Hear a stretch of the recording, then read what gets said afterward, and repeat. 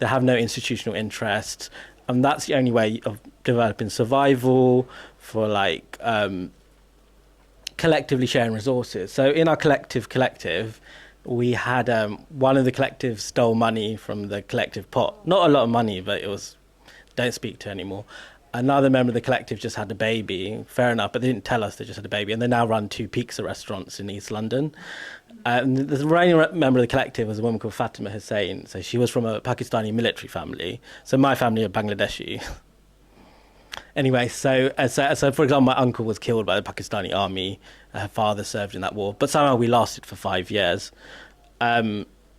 And I remember, so this is a continuation of a very interesting talk that Annie instigated in Ibraz, which is an excellent new venue in central London, currently hosting a must-see exhibition by Tarian Padi, the Indonesian communist collective, who were our friends at Documenta. Don't miss that exhibition. In some ways, this is a sister exhibition of that exhibition, given that we also document collectives, but we also Documenta. So a lot of people who come to the shopping centre, they're not art people. So like, if anyone, there's no such thing as a stupid question, and like, if anyone doesn't know some of the terminology we have in. So Documenta is an exhibition that takes place every 5 years in Germany since 1955, and it's considered like, I don't know, the Olympics or Wimbledon or like Oscars. You know, it's like the apex of contemporary art, and most contemporary art you see in London or centres, basically recirculating stuff from Documenta.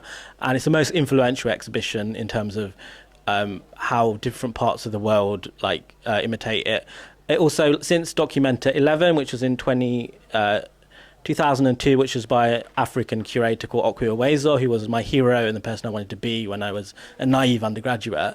It's been this sort of, it tries to be post-colonial or whatever, but this edition of Documenta was very revolutionary. It had collective. It was run by a collective from Indonesia who had emerged out of the Suharto dictatorship, and it's also seen as a redemptive thing against the Nazi history of Germany. Sadly, what happened was that you can see who's polling number 1 in the German polls, which is the far right AfD, backed by Elon Musk and other unpleasant people, and my exhibition got vandalized before it opened. There was a collective from Gaza who also got this cryptic death threat. The trans Indian artists party office were attacked in the streets.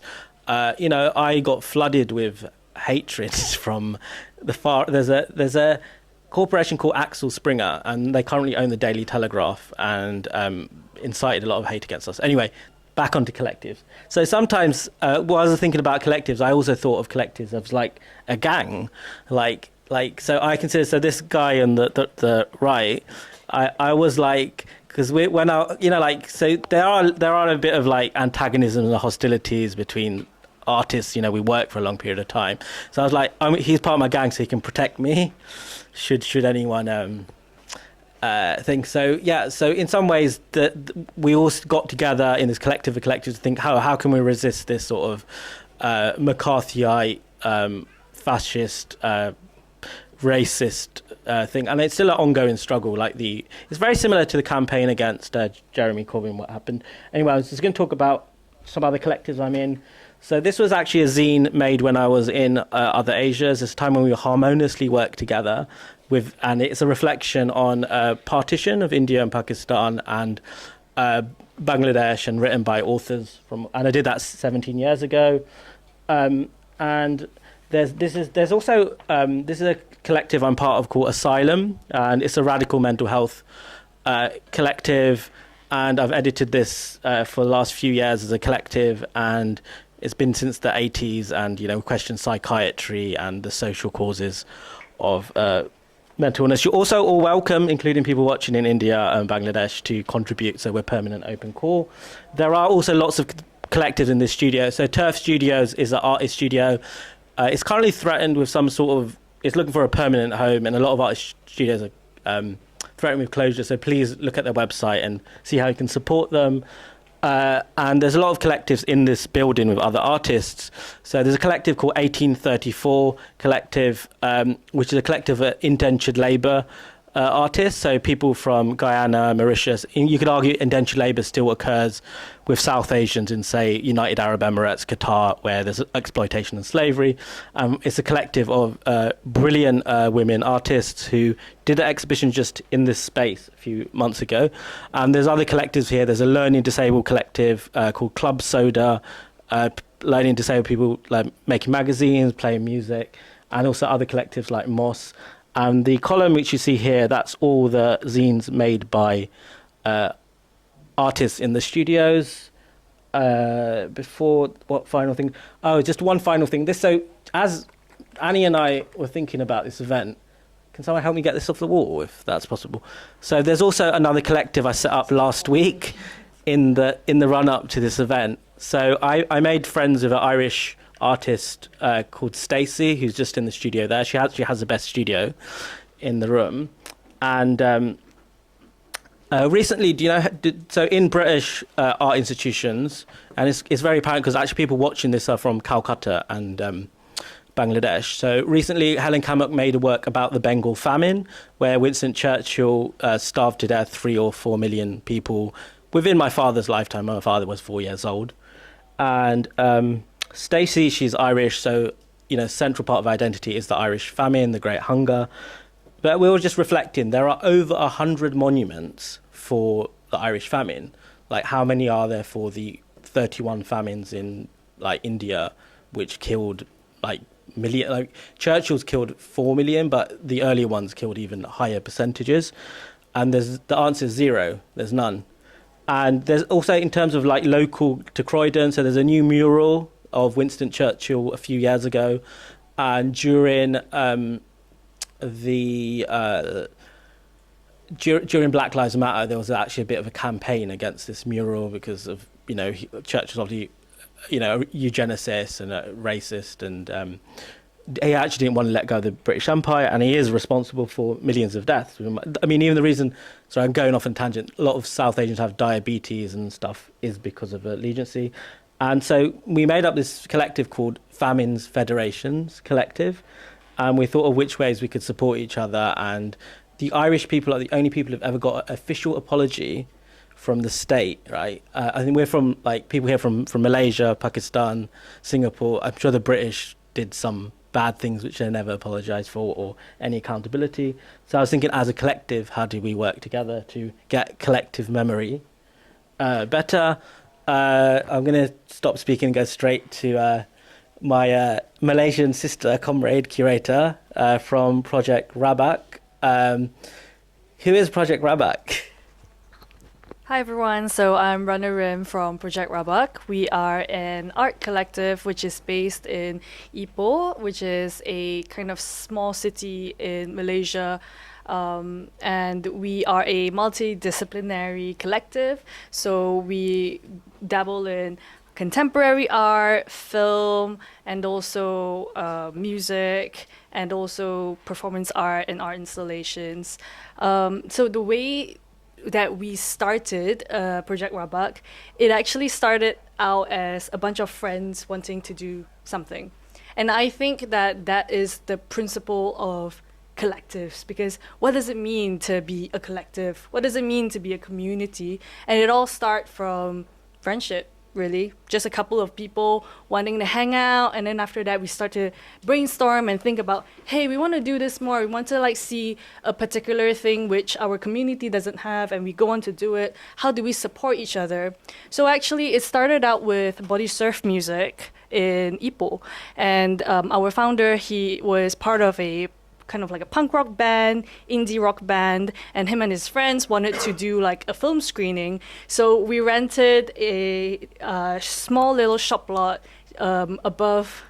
We didn't even rent it really. It was like a tuition center where, like, you know, kids after school, they'll go to this tuition center to kind of like learn extracurricular activities. So when the tuition center was shut, we did a film screening there, and there were like quite a lot of teenagers in Ipoh, and they really like that. Oh, okay, there's like some youth culture happening. There's music happening, film screening. People have this space to congregate, this space to talk about film, talk about music, and from there we kind of started. It was a very humble background. It was a very kind of DIY grassroots activity.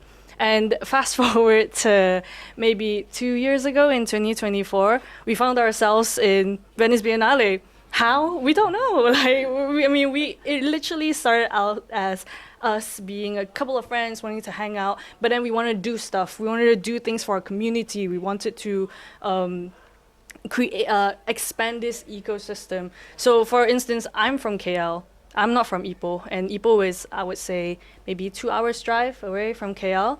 For some reason, I found myself being part of Projek Rabak because I wanted to do a virtual art exhibition, and I don't know where to find my community, and Projek Rabak was there, open arms. None of us were thinking about commercialization. None of us were thinking about money, really. We just wanted to do something new in the art space, especially during COVID. So that was how I became part of Projek Rabak. We started to do more curatorial events and also curatorial art, and we expanded and found ourselves in the space of contemporary art. And eventually I guess we were recognized for our works, and we were invited to exhibit at Venice Biennale. And in the same year, which is also crazy, we were invited to exhibit with Documenta 15 as well.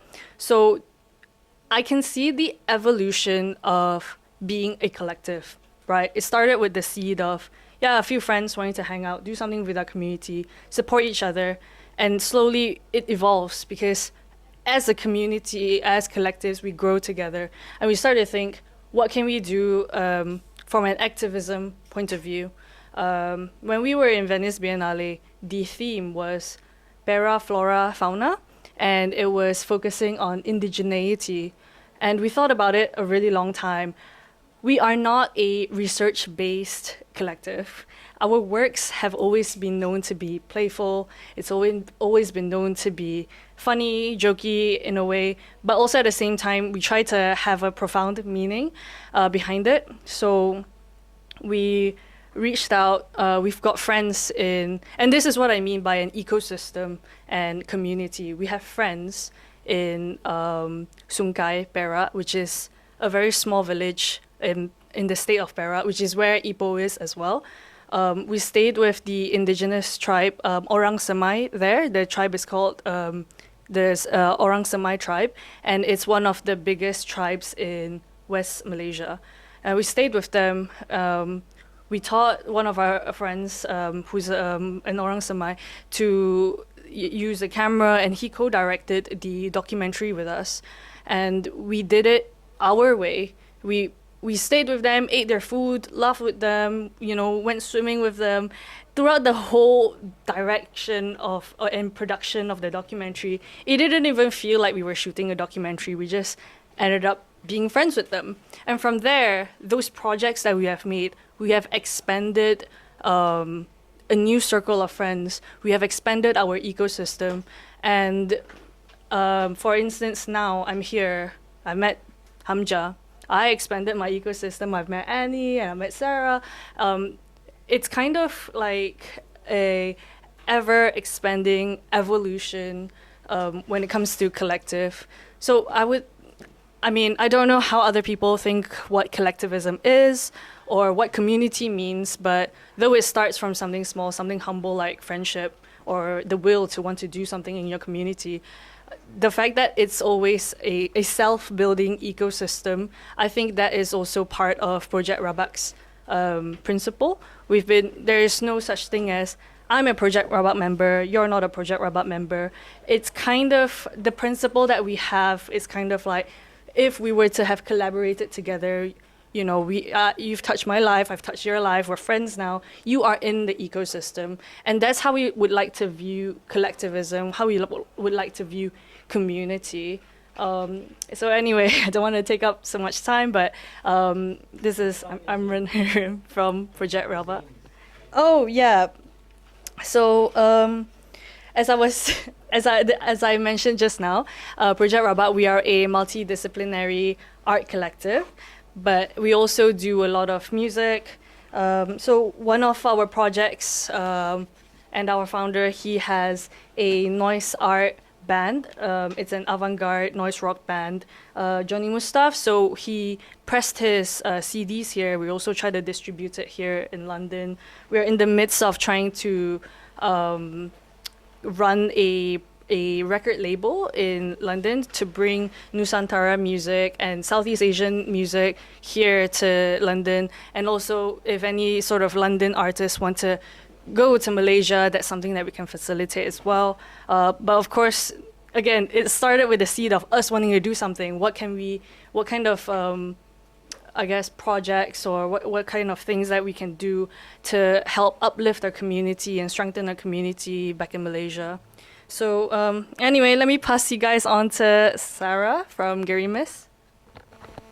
Hi, everyone. How's everyone doing today? Yeah, good. Good, yeah. I won't take too much of your time. So just taking from the vein of what Ren was mentioning about Malaysia, and I'll tell you a little bit about my collective that I'm a part of, Gerimis Art Project. We started about 8 years ago with a very simple intention of wanting to co-collaborate and document a lot of missing narratives that exist within the context of West Malaysian indigenous communities.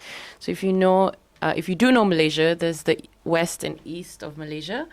In the west of Malaysia, where Kuala Lumpur, the capital, is, and where the other 10 states are as well, there are around 18 indigenous tribes and communities, one of which you've mentioned is the Samai tribe, which is one of the biggest tribes in the north of Malaysia, in Perak.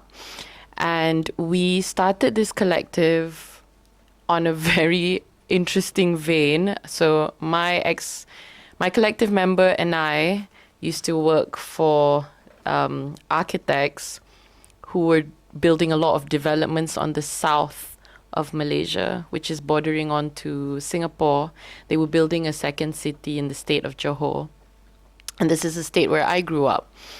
And in this state, there was a lot of change in ecology. So I grew up seeing the indigenous sea communities, which are called the Seletar. They would be, if you see from the coast, which is like, by boat, these communities are facing Singapore. It's just a short 5-minute boat ride, right? So before the countries were separated in 1969, the indigenous communities on the coastlines used to just freely travel amongst the seashores. And once the separation happened, families, communities, a lot of lines were drawn within the boundary. And I grew up in Johor, frequenting, you would frequently see the Seletar community every weekend selling fresh fish by the shore. And as I revisited the state, as I was working there as an adult, a lot of that landscape was just completely lost. And there was a lot of mass reclamation that happened on the shoreline, of which were, developments, luxury condominiums, and, projects that were being built in a large scale.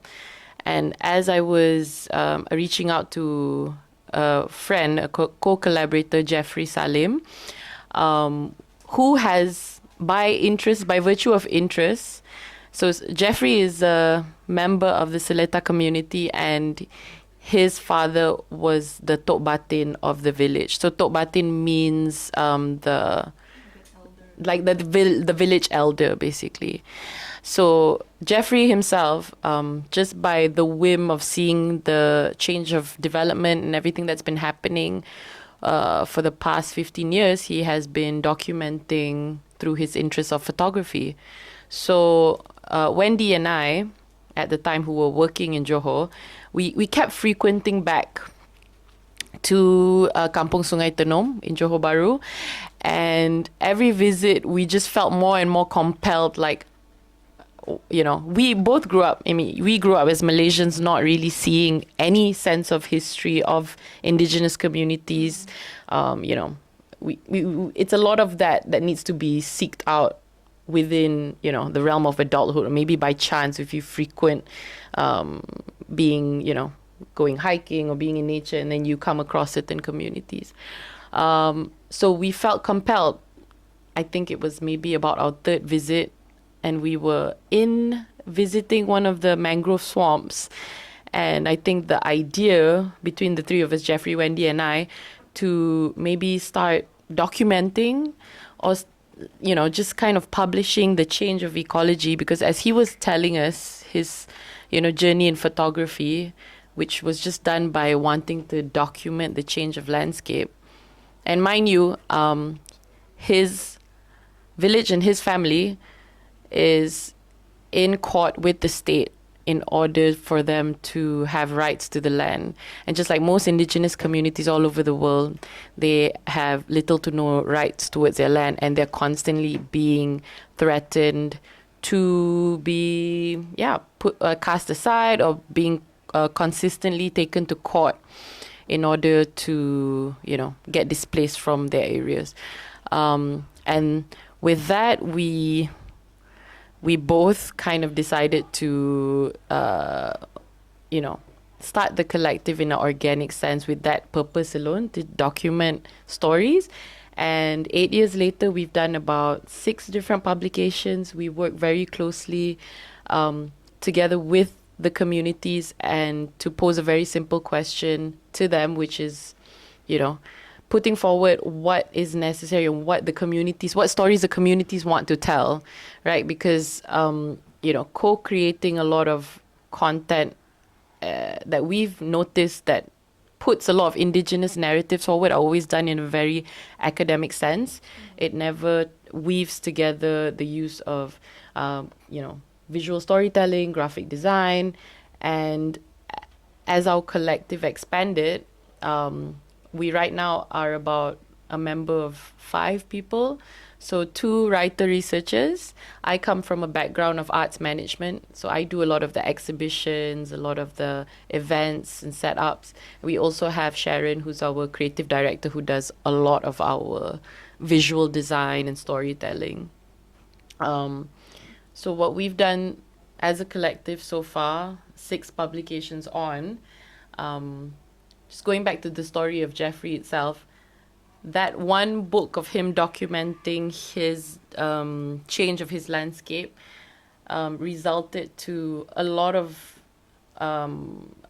new opportunities for Jeffrey to expand beyond just as a hobbyist photographer. He just did an exhibition at Welcome Collection last year, and he's also been commissioned. A lot of his photographs have been commissioned and, you know, collected by galleries all over the region. So we really see, you know, the work that we do is more of a co-facilitation of putting a lot of indigenous narratives forward, and for them to have stewardship of, you know, their stories and their narratives. And me being a Malay person from Malaysia, I come from immense privilege, but I see my role, and Wendy and Sharon as well, as more to co-facilitating and not, you know, at any point putting ourselves forward, because we understand the delicate balance of privilege, I mean, that we carry. And beyond the publications as well, we've also been doing a few exhibitions. One of which that I have here on my lap is one that was a result of our exhibition at the Chiang Mai Design Week, which is in the north of Thailand. And it's called Adat dan Alam. And it's a documentation of the Mahmeri, which is a coastal community in Selangor, which is about maybe an hour and a half from Kuala Lumpur. And we decided to document their ancestral weaving. And right now, as we speak, they are facing one of the biggest threats to their community. There is a mega port that's being built which had no consensus within the community, and they're still getting threats to being either shut out from the area. And previously in the 50s, it's one of the biggest lands that's run by SD Guthrie, which is the biggest palm oil plantation that was brought in by the British. And now this mega port that's being built will combat the existing port in Port Klang, which is one of the biggest shipping facilitations in Malaysia. And this port will be built directly in Pulau Keri itself over the course of 20 years. And we see a lot of our documentation as being a part of the facilitation of preserving their way of life. And there's a lot of lack of acknowledgement that comes beyond this, the boomer generation who have had the privilege to live life as authentically as possible. And there's a lot of necessity to encourage the younger generation to be proud of their heritage, be proud of their culture. And if you know, Malaysia is a Malay Muslim majority country, and there's always facilitation in the indigenous community to abandon their identity.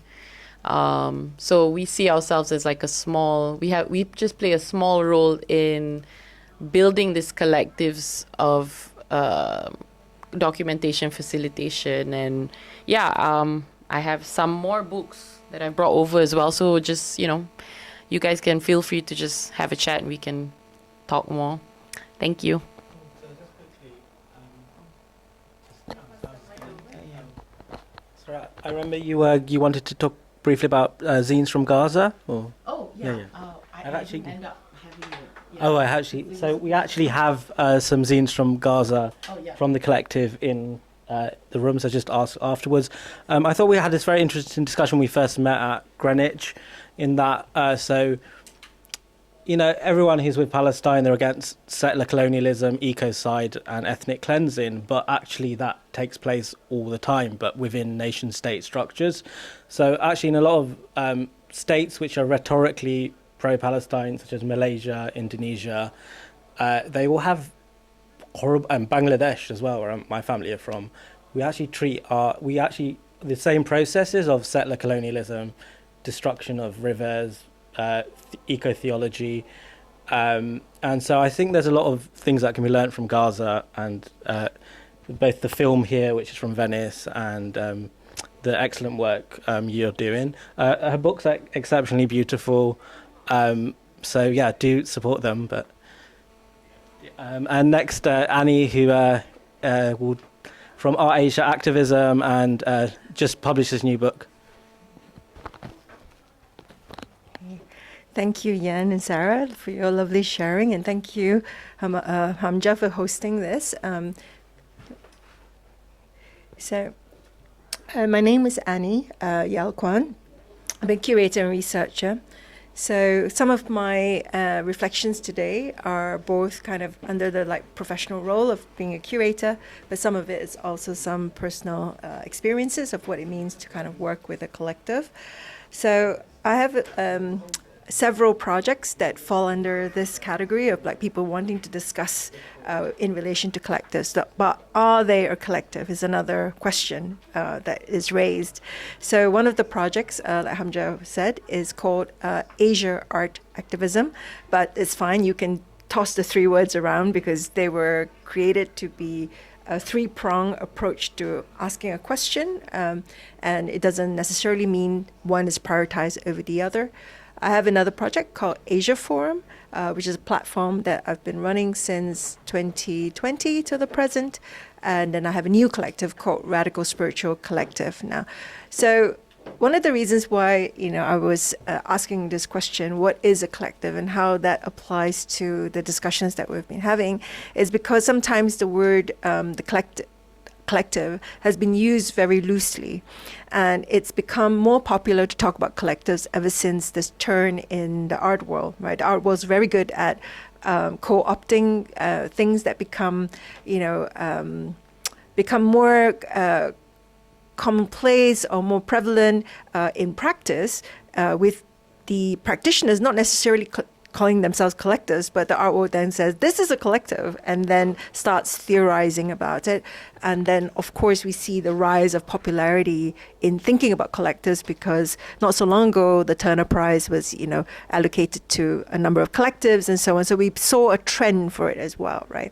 And so I think this is kind of important to identify, that we maybe sit at this intersection of grassroots organizing, of people coming together wanting to be friends, as well as overlapping within institutions that say we are opening opportunities for collectives, or this funding is for collectives, and so on, right? Yeah. So that's where things get a little confusing. But today, because Hamja highlighted two publications. Thank you for preparing them. So this one is called Asia Art Activism, Experiments in Care and Collective Disobedience. So I'm going to share a little bit about this particular project, and then that will help kind of identify some of the issues that we're talking about. So and some of them are for sale. A couple of us have the very limited edition. Yeah. So Asia Art Activism was launched in 2018. It was really in response to an open call by an institution called Raven Row, which is in East London. And Raven Row is really interesting. It sits at this intersection between Liverpool High Street, right, which is a whole area of financiers, but also next to Tower Hamlets, next to Whitechapel, which is much more about migrants and lots of people of color there. So it is a really interesting space, and it's run by Alex Sainsbury, who had run it for many years as a gallery that showed really good exhibitions.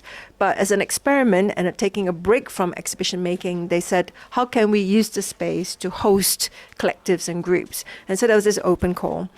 And at the time, I had been working with artists from Southeast Asia since 2013, and realizing that in the particular landscape of London and the UK, we didn't really have the language to speak of Asians without always contesting what does Asia mean, right? Like there's a long tradition, of course, of speaking of Asia with regards to South Asia, whereas other Asias, say Southeast Asia, East Asia, in a different system, West Asia, and even Central Asia, tend to not be so much acknowledged.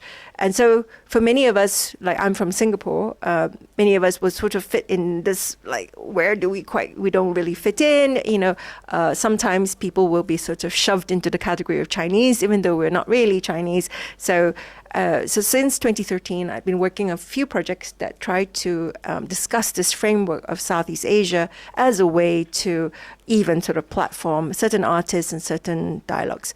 So Asia Art Activism started with this question: what is Asia? How do we talk about Asia, not just geographically, but also thematically, poetically, politically? What are some of the kind of cross sections? And obviously the other two pointers would then be art and activism. So also thinking, how does art relate to activism? How do activists possibly use art as a space also for some kind of activism? So all these three things were entangled. So when the opportunity came, it really was as basic as me going, who are all the Asian people I know in London? How can I call them overnight and go, we're a group? And so literally it was like that. And calling everyone, we all said, yes, let's make a website overnight and say that we are a thing. And then we applied for the space and we got it. So really what galvanized Asia Art Activism was the opportunity to have free space for a year in London when space is really hard to come by. And it's a shame that our Green Party fellows went away, because I was going to say, turf projects need space, so you can help, right? So space is a premium, and so much paperwork and sort of, red box, checkbox taking happens before you can get space. But once you have space, it really allows for this energy to happen. And that's what happened for Asia Art Activism. Loads of people came and just was like, oh, wow, there's loads of other people that have similar concerns with myself. And now we can figure out who we are, what are we going to do together, and what's the whole point of it all. So for the first year, and then it was very kindly extended to 2 years, we did a lot of experimental work. We had food workshops, we gathered, showed screenings, we had artist talks, we did study days, we did all sorts of group activities, lots of conversations over what are we doing, what's the whole point of it, and we all came from different disciplines and also different identities within this broader rubric of Asia. We had people from Malaysia, I'm from Singapore, we had people from Vietnam, Philippines. It was really a gathering, Koreans, so it really was a gathering of a mishmash hot pot, as it were, right? And literally, that became one of our classic signature get-togethers, having a hot pot.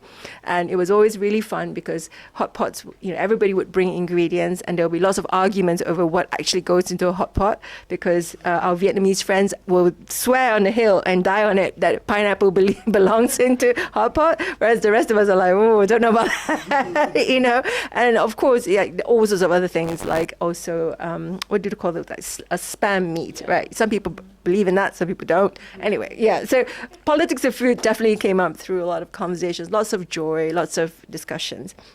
And this grouping became particularly useful across COVID when there was, a lot of isolation, and because many of our members were diaspora and all away from home, there was a lot of anxiety, right? Will I get home? Are my folks going to be okay? Am I going to die here? Because some got ill as well. So everyone was very scared. So we turned our potlucks into Zoom lucks, where we would get online and eat together and just speak and hang out just for solidarity. And I think that was maybe one of the most useful things of that network, providing friendship during a time of great anxiety, and also, just providing each other again with some resources, because we had a little bit of funding and we sort of shared it out in different ways. We did a project together and so on. But it also led to a lot of creative exchanges. We did both physical and online exhibitions. And then, of course, we then made this book together with sort of half of it is a series of essays that really try to contextualize a little bit of the discussions and the difficulties of language around Asia. Just to carry on from that as well, I think for a really long time, funding in the UK had this framework called BAME, which is Black, Asia, Minority, Ethnic, right? So as I said before, Asia, when people spoke of it, it wouldn't necessarily immediately include those not from South Asia, right? So I think we were also trying to push back against that and said, well, how can we create other frameworks for discussing opportunities and so on. So it's quite interesting that after not long after that, after COVID, that gave rise to another term that we use more frequently now called ESEA, which is East and Southeast Asia, right? Which is arguing for that space. But so there's lots to discuss about that, but so buy the book. But in one of the other things that came up was that then AAA also reached its own kind of collision point after social isolation was reduced. And by the time we got to 2022, when we no longer had that space, when we had a lot of questions like, so if we don't have that space, so what are we? What do we do? And so on. And we realized that we had fallen into this idea of creating a group, and lots of people called us a collective, but we never really had a formal discussion. Are we a collective? How do we work as a collective? Do we have a manifesto? Do we have rules? Do we have regulations? And as always, when there's a group of people, everyone has different needs, different agendas, and different capacities. And that's not a criticism on anyone. It's a reality. It's a reality, yeah. Some people have full-time work. Some people have, juggling university and other commitments. Some people have childcare and so on, right? So not everyone can give the same dedication and time to doing the administration or looking after the space or running things. Some people are more experienced in terms of, say, arts grant funding application. So they are doing more of that leadership. And then some people just want to hang out and eat and talk, and that's great too, right? So, but when it came to this question of how do we formalize, I think we had our own mini implosion, because people suddenly were discussing this is not fair, that there are hidden hierarchies and structures, and even though we did attempt this work of like, how do we create this better infrastructure, people were also impatient with like, oh, how can this transform like really quickly? And it can't, right? Not when you've got a fairly large group of people. And at the time, at least 14 people were interested in this creation of the infrastructure. And when we think of very long-standing collectives like Rangrupa, who have been going for 20 years, they've had 20 years to, keep going and discussing and, sharing the same needs to have the impetus to keep going. But for us, once we lost the space, right, what was the impetus to keep us together? It wasn't very strong, right? So at that time also we had people leave, and, there was a lot of conflict and upset. And what part of the struggle for me then personally was also coming to terms with that, and realizing actually conflict is pretty much part of the course. Like every single collective I've known have had like a major rupture, people leaving, and that sometimes is just part of what it is, and that's fine. That is that's just human relations. We just learn from that, yeah. And part of it is also destigmatizing that and learning to kind of accept that and think more about what that means. And I think that makes me think about then, as with my art historian hat on, the difference between the collective as a noun, right? That means we say we are a collective, meaning we are Projek Rabak, we are a collective, therefore equating Projek Rabak, the name, with this entity that is identified as a collective. And even then, when someone does that, collectives all operate differently. Right? Every single collective has a different model, the way they handle conflict, money, resources, how much time do they spend on meeting, how frequently, who do they want to invite, not invite, what projects they want to do. They all function differently. So even collective, the word, is not monolithic, right? Collectives are actually very, very different. And then there's another phrase that I want to put into play, which is this idea of collective action, right? And within that, we can say collective intention, collective presence, collective action, meaning that at certain points in time, we all decide and agree, yes, we are going to do this together. We are going to occupy this space together. We're going to make a book together. We're going to, do this project together. And these can be sort of, time bracketed. They might not go on forever. People might come in and go out. But there's a point of agreement of saying we will do this and deliver this together and sort of make a statement in that particular moment in time, right? So collective action, I think, is something that helps us also to think of wider intercollective and intergroup solidarities as well, right? How we can actually form solidarities across differences, across different contexts. And we see that, with platforms like Anga right now, right, where people are very, very different, but they all share a same purpose and they come together in different moments of time to activate that. And so I think that gives us some room, some space to say, okay, there is the ability to acknowledge our differences, that we all come from different histories, different legacies, different pain, different moments, right, of agony, and yet we can still find moments of saying, yes, we agree, this is something that we will stand for together, right? And I think solidarity, then is the other word that, has been used a lot around the practices of collectives, this idea that, we can find some kind of human moment of agreement. These are our values, this is the world we want to see, these are the ethics we want to practice, and this is the world that we hope to imagine together, because the one that we are living in is not working very well right now, right? So I think these are some really useful kind of ideas and principles and ideologies that come out of the practices of collectives. And just a moment, right? And I had notes. It's very warm today, so I'm going to take a breath as well. It's really warm, yeah.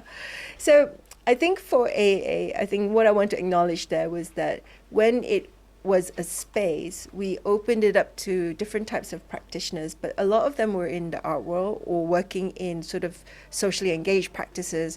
But it was very much also an instigation from a gallery that was very established in the art world. So it did intersect with those hierarchies and structures very much so.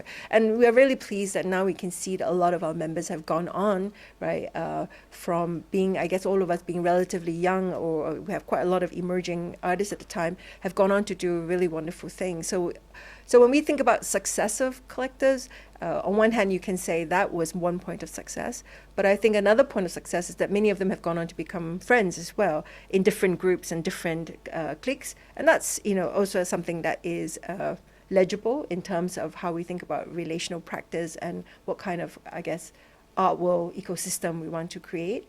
So that's really important.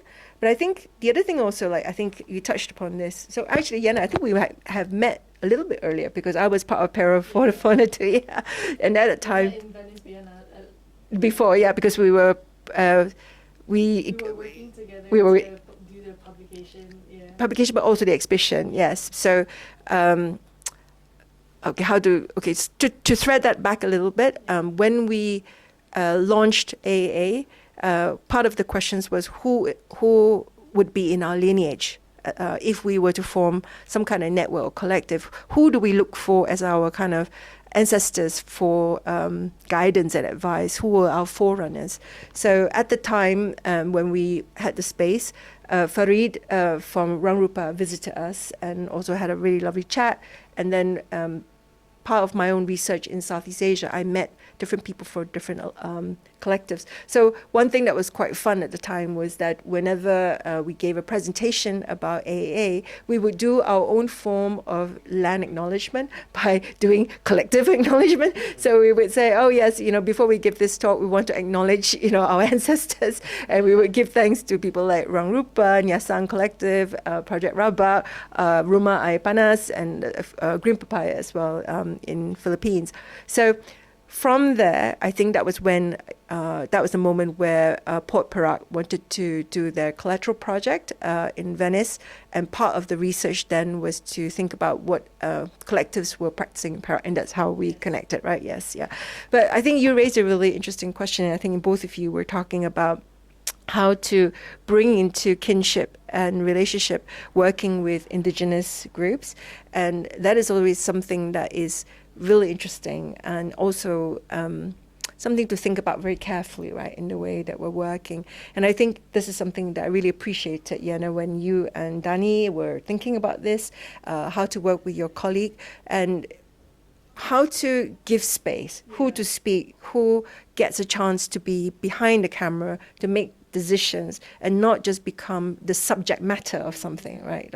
So it's not so much about representing kinship, but actually activating the kinship in practice together, right? And that's something. Like when Sarah mentioned about facilitating and how Chinese and Malaysians, we come from a place of privilege, though different levels of privilege, but we want to facilitate the voices of indigenous people. And like, I also want to address the fact that we are talking about indigenous people, but they are not here to speak about it. So it's a very delicate issue that we need to kind of not tiptoe, but like we need to be careful and be more conscientious about presenting the narratives of indigenous tribes.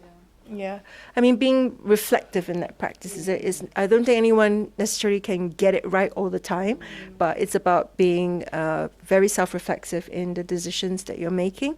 And I think the other thing that was also really interesting that you raised, Sarah, because you were talking about being across the border. I'm from Singapore, so it's good that we're sitting next to each other because we're like. There is an area in Singapore called Seletar, which is where the airport is. Yes, yeah, absolutely, yeah. And also, I remember when my father passed away and I was looking at his diary, he used to say things because his generation witnessed Singapore being part of the sort of British colony and then joining the Malayan Federation and then becoming independent. So at some point he actually wrote, like summer holiday, let's go for a road trip. Let's go to the Federation. And for me, it was like, what Federation? What are you talking about? So it felt like he referred to some sort of Star Trek Federation, but then of course it clicked. I was like, oh, right, he's talking about going to Malaysia, Yeah. So it's so interesting how identity shifts. And that also makes me think about how, going back to this idea of Southeast Asia that I raised earlier, even that term, right, was one that was concocted very much by the US military I think he was a general at the time during the Cold War, and he coined that term, which was then taken up by the countries in the region post Birth of the Nations in the sort of like mid 20th century. And then it became this sort of ethno-futuristic term, you know, like how we're going to build an ASEAN bloc of trade and wealth and so on, right? So these idea of groupings, you know, certainly exist, not just in terms of our grassroots idea of groupings, collectives, but these bigger groupings, right, of nation blocks, of also the nation project is a grouping, right? So I think it's really interesting how suddenly the nation project created a division. And I have friends who Malaysian, then became Singaporean, and then there's like issues with visas and so on. And then you know, we're literally like 10 minutes across the causeway from each other, but the national boundary inevitably creates a different kind of division, right? And I suppose one of the things that I find really intriguing about the work of collectives, the fact that they can be transnational, they can be intercultural, they're deeply interpersonal. It allows us to bridge across some of these other more arbitrary groupings that constitute us, that ones that we don't choose, but we are necessarily born into, and then discipline the way that we have opportunities and the way that we have to move, right?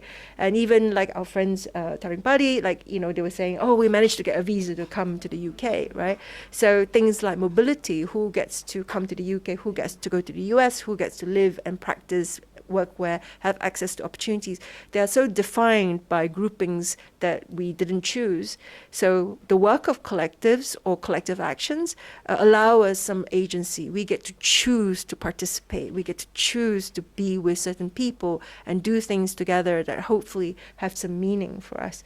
And yesterday I was spending some time with another collective called Foreshadowing, beautifully led by Chiara Flamengo and Yong Suk Choi, and they're thinking about this issue of collective grief, right? And I think this is becoming more and more important because we are facing unprecedented ecological issues. We are, you know, seeing the loss of glaciers. There are going to be massive turns. Already we are in this heat wave together, so we have a real embodied experience of this together.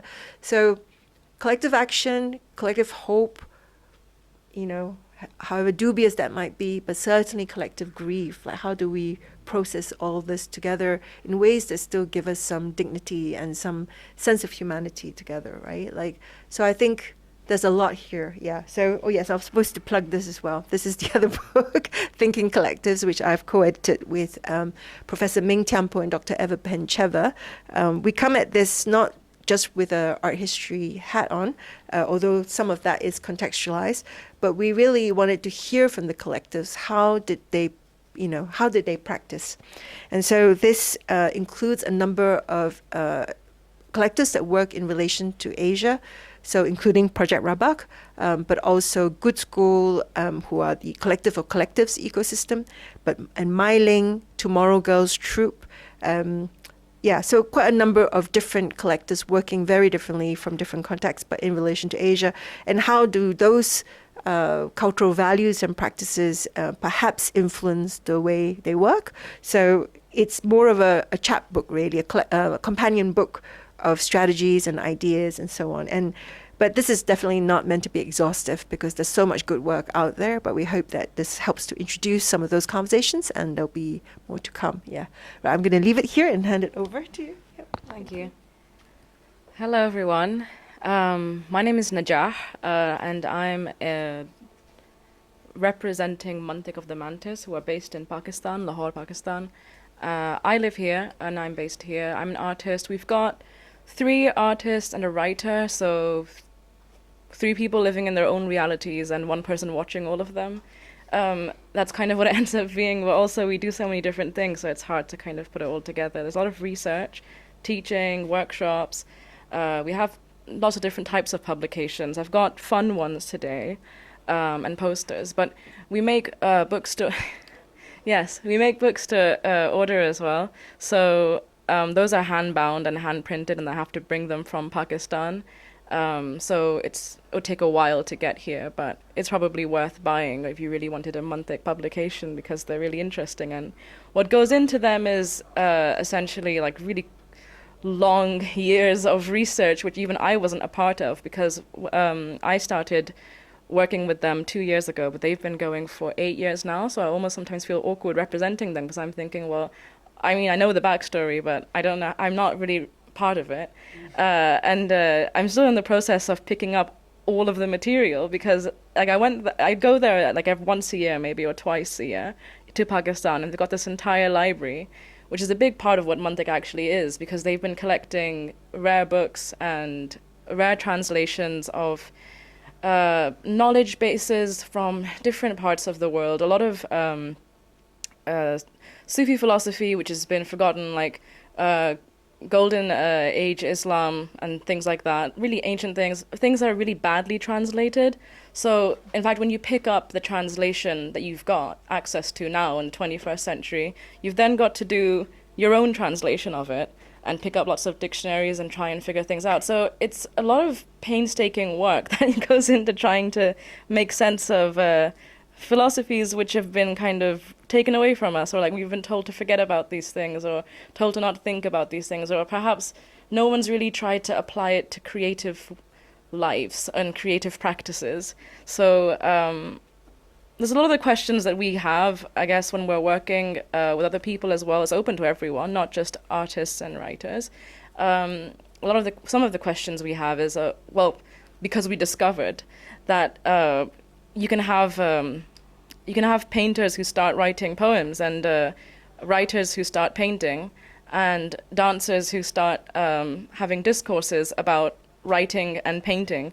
And that became kind of a really interesting discussion point for us, and an ongoing research. So we have now massive archives of how this has happened, how we've had writers who've gone and made paintings and what came out of it, and what happens when all these people are painting together or working together, which is essentially workshops, but held over the course of like a residency, let's say a month or two, and then putting all these things together and seeing what's coming out of it, especially when you're using practices which are ancient, coming from traditions which have been forgotten or aren't practiced in this particular way, not with pen and ink, but perhaps discussed in journals, books, history books, translations, not really brought into the creative world. So that gap between academics of these knowledge bases and then applying it to creative practices, and not just one singular kind of creative practices, but lots of different types, time-based work and performative work, and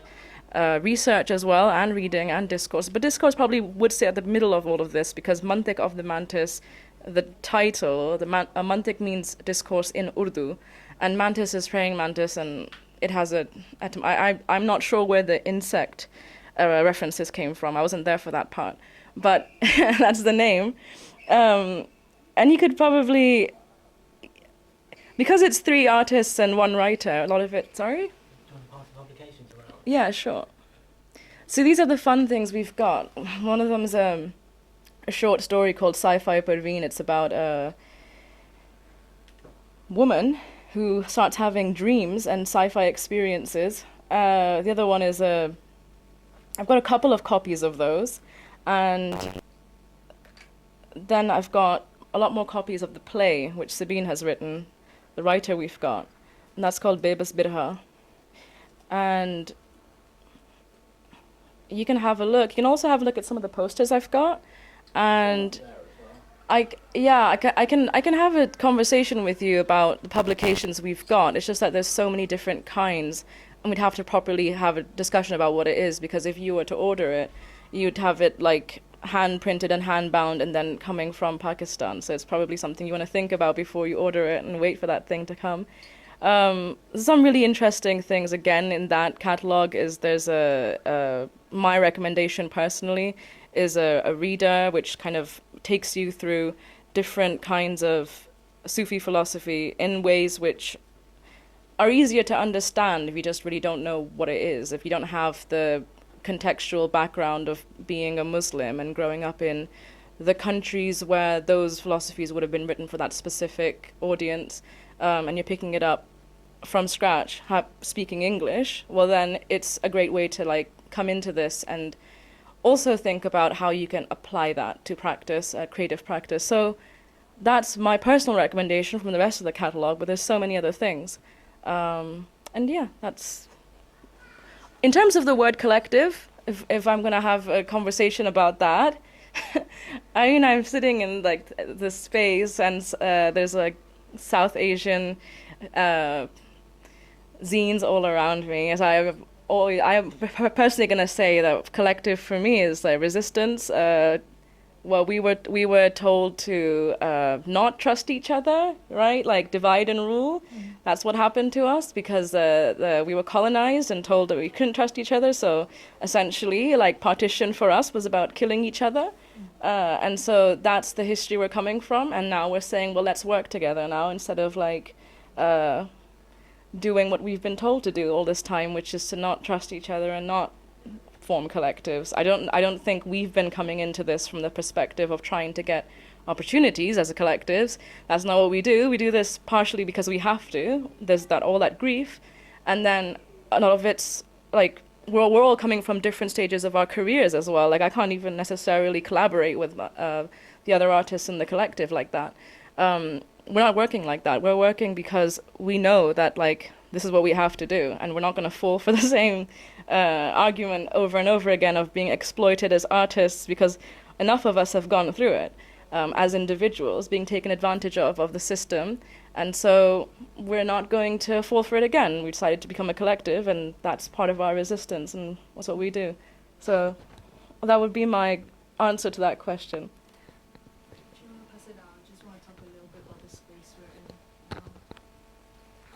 So I just want to talk a little bit about the space, and basically this entire space that you see, I've just been working really, really hard on it, and with me, and we both set up together.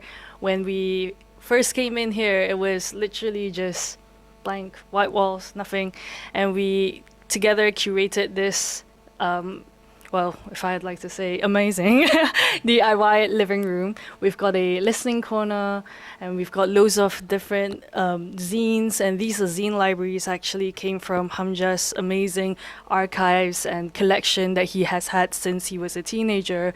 And we also have a Lumbung corner. So as I mentioned just now when I was talking about Documenta 15, the theme of Documenta 15 was Lumbung, and it's very community-centric, and they talk a lot about what it means to be a collective. And we have a lot of amazing Southeast Asians and also Global South zines in that corner, and it's all been collected by Hamja. Hamja's probably got the biggest collection of Documenta 15 and Lumbung zines in there. So hope you guys enjoy. And we also have the documentary which I mentioned just now that we had exhibited in Venice Biennale. So I hope that you guys will enjoy this space and take the time to really explore what we have curated here. Thank you. So I'll just pass it on to Hamja. Hi, so the collective conversation. So if anyone who wants to speak or have any contributions or experiences they'd like to mention.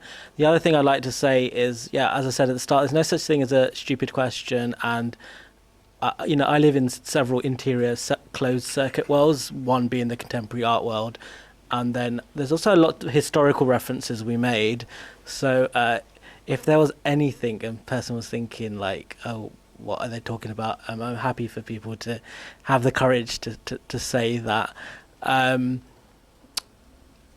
was going to ask a question. When I was in Ibraz with when we first started the collective conversation with the book launch, so this I don't know if this is an Orientalist or racist or stupid question, but I was gonna, because so much of what you frame is around this thing called Asia, and my first collective was a pan-Asian collective called Other Asias, which was named after Gayatri Spivak book, who I don't like anymore as well. And I don't know if this is a really Orientalist, stupid, or racist question, but is there something about Asians who are more inherently collective, philosophically, culturally, as nations? I swear, like my mum, for example, she just doesn't understand privacy, and there's a trope whenever you go to like a comedy night anywhere in the world. If you go to all the Edinburgh Fringe comedy, the Asian mum appears as this trope again and again and again and again. And so, and you know, like say like all this stuff we talk about neoliberalism and like this type of economic structure. Like I said at this other event in Brussels, what the West is a type of private property law structure where you think this white genius composed everything as an individual. And then I said, oh, the way we should radically think about collectives is actually everyone is a collective. Things don't emanate from someone's head, right? Like every form of like, even like the studios of the great white European geniuses, there were collective studios. Even a great white 20th century genius like Picasso, you know, was part of the international communist movement. Dora Maar, his long-suffering partner, introduced him to all these things. I'm asking two separate questions. Oh, but the first question was, is there something inherently collective about this thing called Asia? Or is that a really Orientalist kid brought up in London type question? That's to everyone.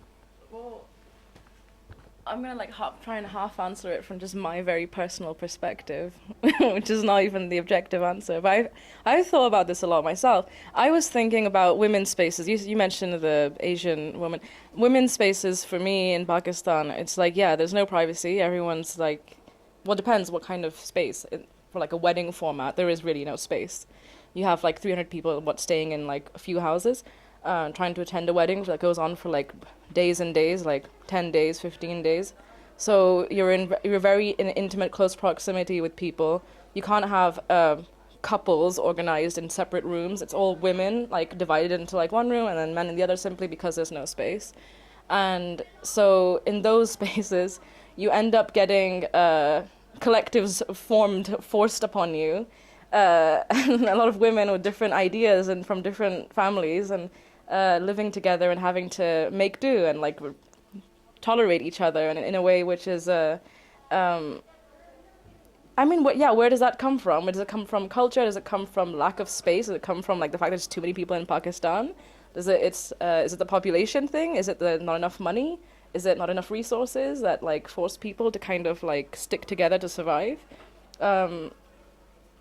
That's kind of like what my half answer to that would be. It's a really interesting question, and I'm trying to think through that. So I'm thinking aloud, so my answer might be a bit messy as well. How do I put it? I think there are some collective practices that become very easy to recognize, right? Because Asians love to eat food. It's a part of culture. We gather around food and we get noisy around food. So we can say quite like, oh yeah, we see a lot of this sort of gathering around food. And so it becomes easy to peg onto it, you know, the idea of hanging out, eating, drinking together, socializing in a particular way that then allows us to sort of make the jump like, yeah, maybe we're kind of more community-minded or more collective-minded.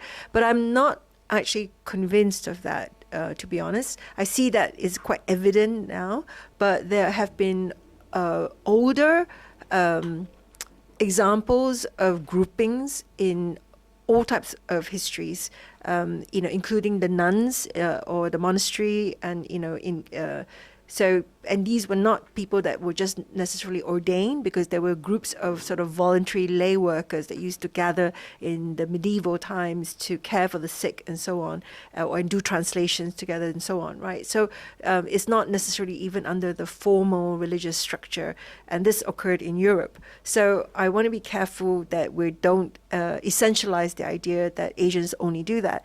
And also the other thing that I realized was that sometimes when I talk about Asian culture or food culture, my colleagues that are Italian would say, oh, we're really similar. You know, we make a lot of noise too, and we like to eat as well. And like, we know that like when we are very quiet, someone knows that something is wrong. But when we are happy and talking, everyone thinks we're fighting, you know. So there are these sort of similarities and intersections. And I think Black and Caribbean culture also have some of this joyful gathering, whether it's in relation to food and music. So, and these tend to underpin the choices that we make when we think of collectivizing, right? And maybe I would, because I also come from those sort of family conditions where it can get very noisy and rowdy, there are maybe a way of differentiating between proximities that you get in community and the choice to be together and work together despite differences because of a collective aim or a collective need. So maybe that's where things can overlap, but maybe not are necessarily the same. Yeah. I want to take it back to when I first got here. And, you know, I had a late night. So I just kind of propped myself on the mat at the corner. And the three of us were just talking. And Hamja came over with the camera, just wanting to promote the event today. He was like, oh, don't move. You guys are just hanging out. And I was like, yeah, that's really just the nature of hanging out without an agenda, really. I think that's very prevalent in, I want to say, in a Malaysian context, the lepak culture, which is to hang out with no agenda. Infinite time. Like everything's just a concept, you know. Right now we're just here and we could just be chatting shit for 3 hours, but the outcomes of that interaction, it may not be tangible, it may not result in anything, but I think there's that closeness in the moment and just having to just enjoy each other's presence.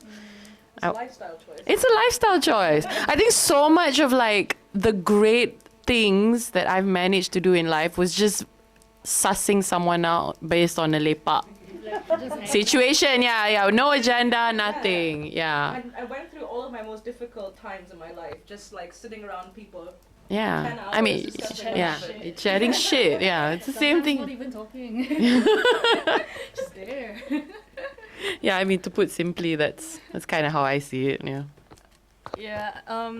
Well, I feel like there's no objective answer to your question, so I'm just going to answer very subjectively. I come from a Hokkien Chinese household, and we have this term called "don't be paiseh." So what does paiseh mean? Paiseh just means like, don't be shy, don't be polite. Like, you come into my house, like, oh, you know, you like this shirt, it's yours now. It's yours. So it's like, there's this kind of culture of hospitality, this culture of, if you're my friend and if you're in my home, I'm going to treat you as, you know, one of our own, doesn't matter where you're from. So, like, I feel like I can't really answer your question in an objective way, whether or not like, oh, it's an Asian thing only, because I do agree that there's so many different cultures that have this kind of approach where it's quite community centric, and it might even transcend cultures. It could be transcending class as well. So I also really like your answer about, is there like due to geographical urban layout or like a space, you know, certain neighborhoods or enclaves would have block parties, you know, where they are much more closer to their neighbors. And maybe if you live in a village, everyone knows each other, everyone's all up in each other's business. It's kind of annoying, but at the same time, it's nice because you're in a community. So sorry, I don't have an answer for you, but that's just me yapping. Yeah, I just wanted to, again, like, because we can't give a clear-cut answer of what it is, maybe one thing that I could add to that is that I think the project of modernity, where we are living now, you know, a kind of hyper-urbanization, acceleration, the need to survive, you know, long working hours, and also maybe the kind of legacy of a particular way of thinking through enlightenment, the individual, the I think I am, rather than me in a community, has led to a way of living that has become a little bit more individualistic. I don't think this is necessarily just Western, because I see this in Singapore, I see it in Japan and so on, places where, you know, high GDP is really important, like that sort of thing, right? So I think that kind of need, like, to be somewhere, to be on schedule, like, you know, be hyper productive, we see in the art world and in the real world as well. And these are things that are very antithetical to having time. You know, giving time is one of the most generous things, isn't it, to each other? Yeah. So. Well, yeah, it's all you've got. It's how much time you've got to live, isn't it?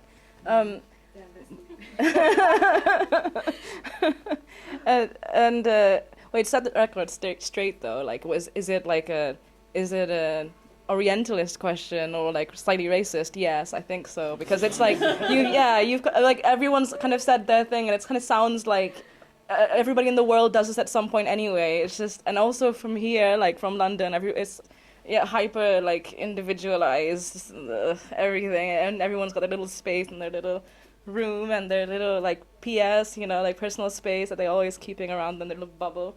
It's just not. I mean, when I first came here, that was the first thing I noticed. I was like, oh my God, you have so many needs. Like, why? How is this possible? How have you depended on all these needs? Like, I've been surviving with like none of this stuff, and it's fine. Like, it's easy because you can have somebody else hold you. You can have somebody else look after you. You can have somebody else feed you. You can have somebody else help you clean your room. You can have somebody else help you do your life. Like, you don't have to do everything by yourself. Why do you have to, all that independent thing? It's just like, this is gonna wear you out. I'm gonna get so burnt out trying to live like that, because I just know my body wasn't built for this. It was built for like having people around me helping me go through things and like hold hands through life, not just try and fight everything by myself. And a lot of that's being young and trying to be an artist. You have to find people who can support you. Otherwise, you're really on your own. Especially if you're coming from a family who doesn't even understand what an artist is and what they're supposed to be doing, how you're supposed to support one. Anyway, if you've got more questions. Yeah, everyone here can be part of the conversation. Just ask for the mic. I just want to say, I'm going to give it to you in a minute. Just one thing in my defense. So hamburgers, that's like Western capitalist individualism. Hot pots and hamburgers. Pots of rice, right? Yeah, but it's so much more intimate with a hot pot. Exactly, that's what I'm saying. So the hamburger is the westernized like icon, right? Therefore, I'm not necessarily Orientalist, racist, and stupid. There you go. Thank you. I just want to say thank you guys a lot for your time and your thoughts and everything. Like, I'm very ignorant to any of this kind of conversation, so it's I'm very grateful to be able to learn from all of you. I think my question is more about, you guys have been talking a lot about, collectivism and culture, and what the definition of those things are. I'm really interested in the idea of identity and some of these collectives have been created outside of the UK, outside of London, right? And then, if you want to put a label to it, come from collectivist cultures, then you're exporting this idea into, you guys said, a very individualistic city. London is so hyper individualistic. The only place that even compares is somewhere like New York, right? I just want to understand what your thinking is in terms of how does the idea of collectivism then evolve in, Asia, where you create there and then exporting it to a Western country, even though, it's already been said that there is ideas of collectivism or of collectivist movements in Western countries, but how is it change when you're moving in Asia versus moving in somewhere like the UK and London? Sorry. I'm just going to give an example of how my process has been working. So I'm in the UK a lot, maybe about half of the year, on and off. I don't live here. My work takes me everywhere. And I frequently join book fairs around Europe when I'm in the area. And I find that within the context of finding the community and space also translates well in the sense of where exactly, what kind of spaces are you looking to, congregate within as well. So for example, I think 3 weeks ago, I was in Berlin for Misread, this independently run book fair that has been going on, DIY approach for the past 15 years. And we were part of, I think there were about representations of 60 countries, all independent publishers, all collectives from all around. And I find myself always gravitating towards events and spaces that have that kind of organic cohesion as well.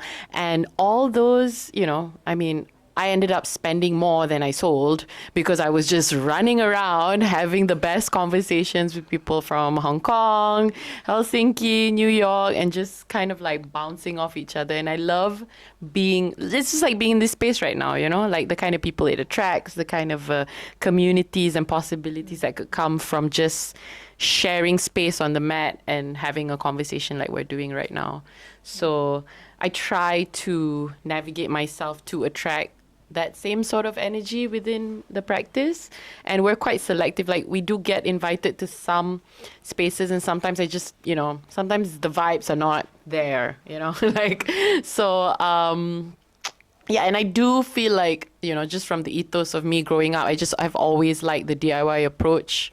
I try not to be reliant on funding unless it's about like paying for my printing or something that is actually like beneficial, because, you know, long-term basis of like dependency when it comes to grants and all that whole headache of, you know, dependency, it's too much for me in general. So yeah, that's pretty much my approach. Yeah, maybe I can talk a little bit about this. So, 2 years ago, I moved here to London, and that's also the time when I brought Projek Rabak with me and tried to kind of run. Run is a very generous overstatement, but like basically do more projects here in London on behalf of Projek Rabak. And one thing that I do realize is that I end up gravitating to community relating to kind of like my identity. So for instance, in May, I did like an exhibition in the ESEA Center, and to me, it was just a very natural choice to kind of find my community. But how did I find my community? It's through kind of navigating through identity politics, and also like me as an Asian here in London, in UK. But now I want to kind of bring you back to Malaysia. What was the difference when we are running this collective in Malaysia? We don't put our kind of ethnicity or cultural identity as the forefront. In fact, what was kind of at our forefront was our DIY approach, and suddenly that kind of like identity layer almost of our collective is different in Malaysia. Like the intersectionality of what we're trying to present is also different.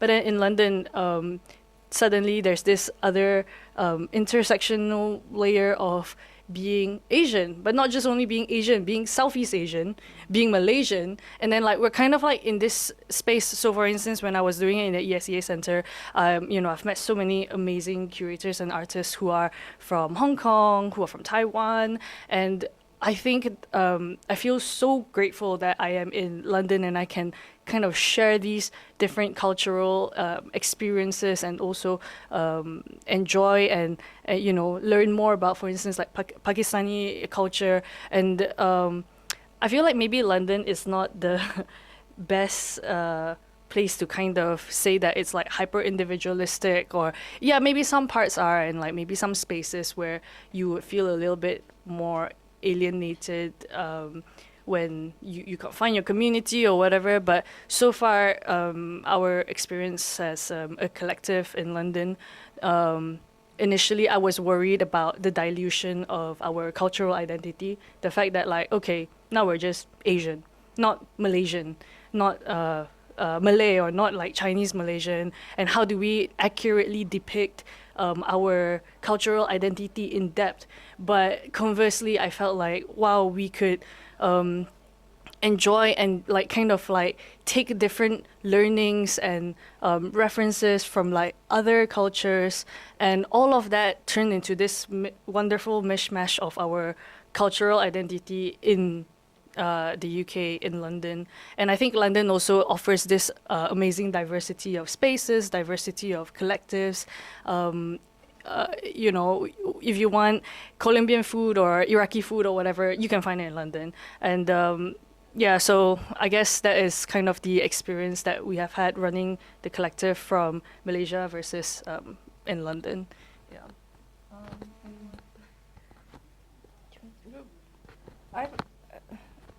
I've kind of lost track of the question slightly. Were you asking the identity, how it's kind of being brought here, like of the collective there, and how it's falling? Well, I'm carrying it inside of myself, so as a person, so I would look for people I can make that kind of like working relationship or friendship or whatever it is, collaboration. I've been looking for that kind of person anyway. Like that's what I'm going to be gravitating towards, like as everyone has said, I guess already. So you're going to end up falling into specific spaces and talking to specific people. But you do have to find your people, and you do have to organize yourselves, and you do have to have resources to do things, because it could be expensive in London to just go and eat out together for some people. So yeah, if you have the resources, if you know how, if you figure it out, you can make your own like groups and networks of people here, and you do your own thing. That's yeah. I just have one thing to add. Okay, is that right? Yeah. I think maybe I'll just come at it from the fact that diaspora groupings may have a different point of origination, and therefore your trajectories are slightly different, right?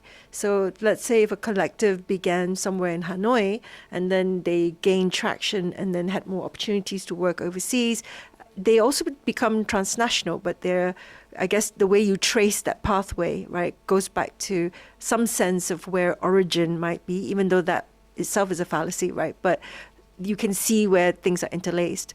With diaspora, with AAA, as my particular case study, which is still questionable whether we're a collective. And these days we call ourselves a network, but everyone came from everywhere into a space that's extremely transient. I think London is one of those places where there's so many histories that are layered, and the way peoples come in even have waves, and these are built on other waves of colonization and capitalist narratives and so on. So it's complex, right? And so when we trace ideas of origin, they become really complicated. But everyone has a shared irritation at the question, where are you from?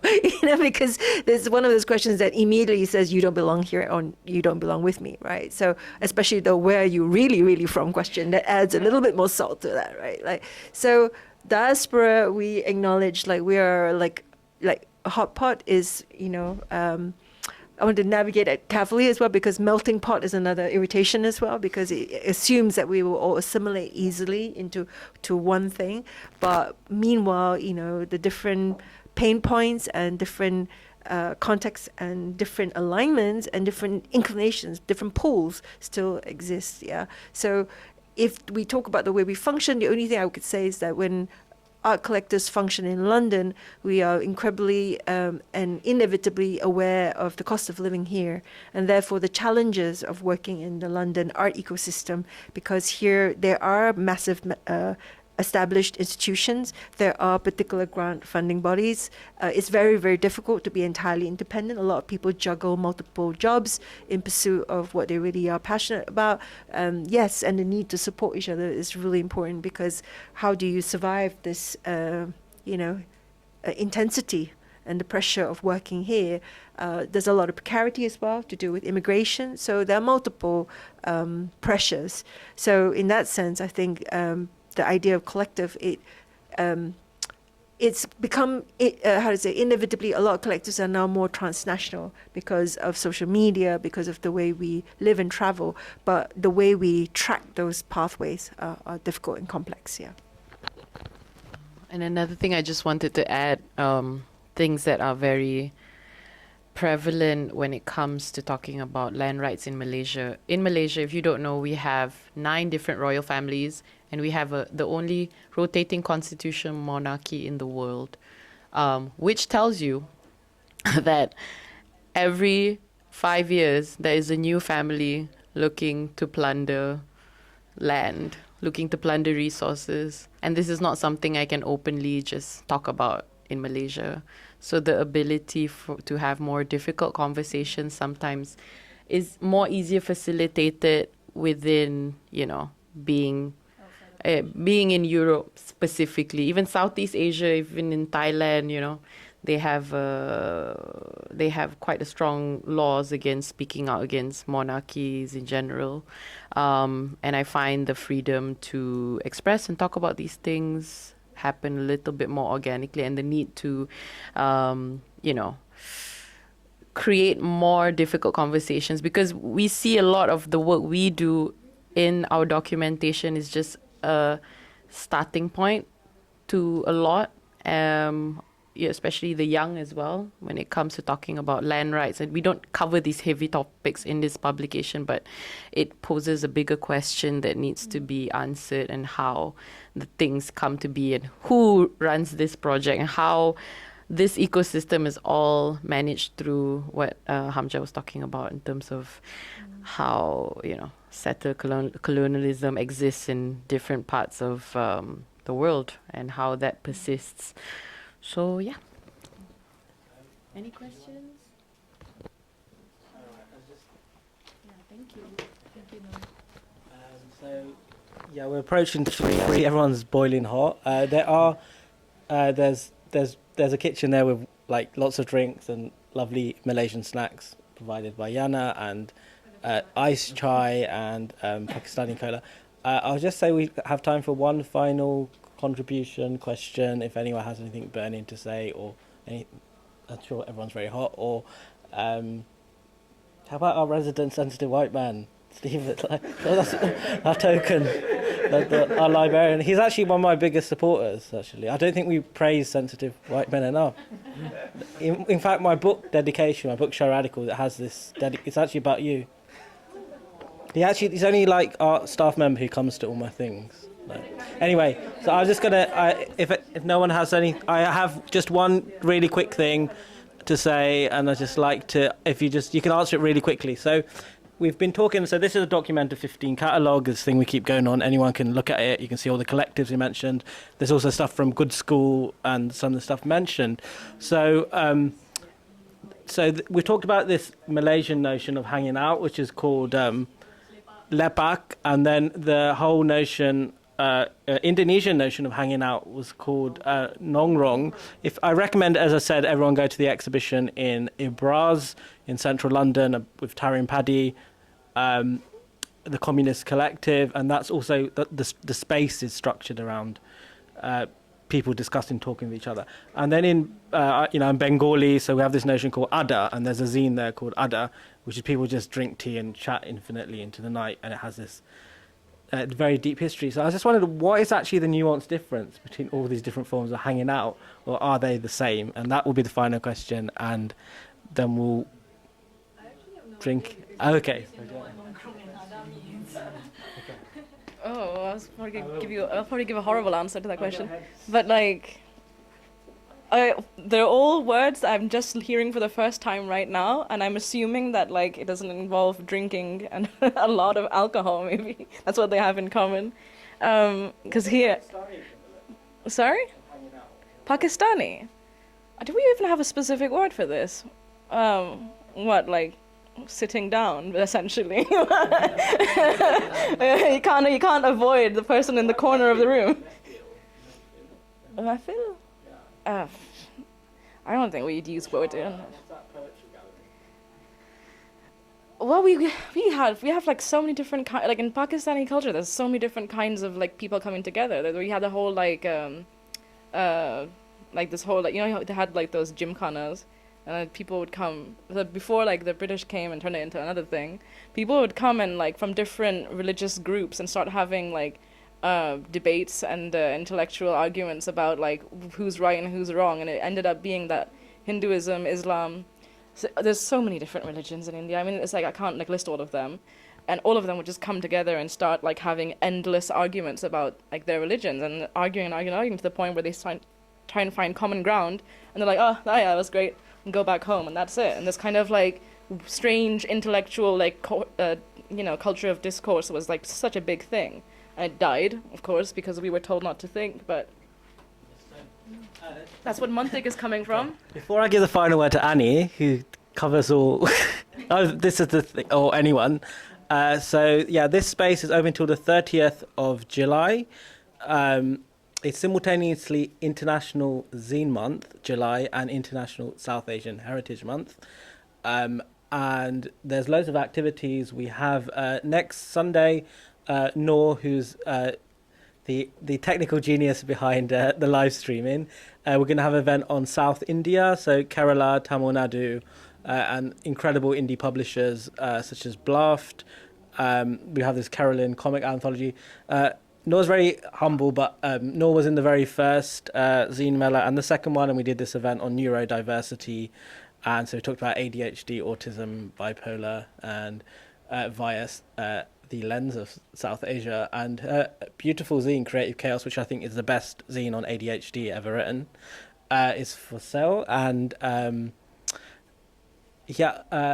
we also have, if you're into rhizo printing, you'll see loads of rhizos all around. We do a beginner's course here for merely £10. And we also have a rhizo printer downstairs run by Print Collective. So look up at Print Collective 1, and we also are doing a rhizo open access also on the 19th. So anyone who has basic skills in rhizo or has done the first course can come to that. And then we have a final weekend on Saturday. I'm not sure what we'll do on the final weekend. We'll work that out together. And yeah, thank you for bearing the heat. Like the people, so you have Eventbrite and people flake Eventbrite. When it's God curse the sun. Like when it's sunny, the Eventbrite flake ratio even increases more, and people can't. I'm glad we were interested enough to keep the thing. We have a kitchen there. We have loads of water. I brought, as I said, anyone who wants that. The first person to grab the iced chai, or the Palestinian Gaza cola, or gets it. Anyway, the final, who wants the final word? You can just answer the question. Oh yeah, Annie covers the whole of the world, and you're our historian, so that's why I thought you're the best qualified. And she wrote the book on Collective, co-edited the book on Collective. No, I wanted to, because your question was how are the ways we hang out, right? So I'll make this suggestions. What else do we want to do? Especially when you said you haven't programmed last Saturday yet. So I think some of the ways that we hang out, obviously the hot pot food, right?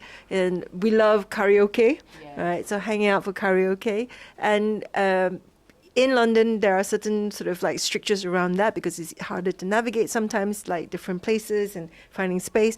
But I know in Asia, in Vietnam and Philippines and Malaysia as well, people like to hang out until late night screenings together, lots of chats. So again, it's the privilege of having time together. Yeah. So Hamja, maybe you can help organize some of these so that people can gather together. Thank you so much for having us. Thank you. My favourite mode of togetherness is the 1 million, 500,000 Palestine street demonstrations that we have in the corner. So we have scenes from Gaza and Palestine, and then there's the Question of Funding Collective from Ramallah in West Bank, BDS or zine fairs. So the largest zine fair in the whole of the UK, Glasgow Zine Fair, is totally BDS, boycott, divestment and sanctions. So I'd just like to end everything with, from the river to the sea, Palestine will be free. From the sea to the river, Palestine will live forever. Thank you.